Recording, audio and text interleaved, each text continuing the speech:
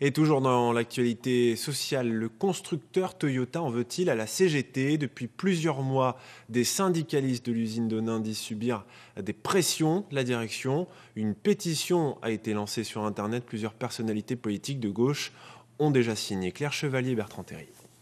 Sur le blog Stop Répression Toyota, la liste des soutiens s'allonge. La CGT de l'usine l'a créée pour protester contre la discrimination dont elle s'estime victime. Depuis le début de l'année, une dizaine de militants ou de responsables syndicaux CGT ont été convoqués par la direction. Éric Pecker en fait partie. Le leader CGTiste de l'entreprise est menacé de licenciement. La direction me reproche d'avoir distribué un tract CGT dans l'entrée intérieure de l'usine, ce qui est autorisé par la loi.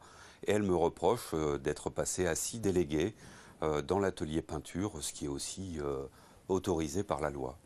Pour le syndicaliste, l'ambiance a changé depuis 6 mois, depuis l'arrivée d'un nouveau directeur. Discrimination syndicale, climat de répression, pour Éric Pecker, ce sont les libertés syndicales qui sont en jeu, au-delà même du site valenciennois.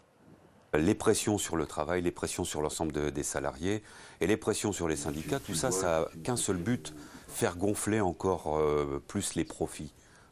Et en cherchant à se débarrasser du syndicat CGT, c'est une barrière, une digue que la direction de Toyota veut faire sauter pour s'en prendre encore plus à l'ensemble des salariés de cette usine.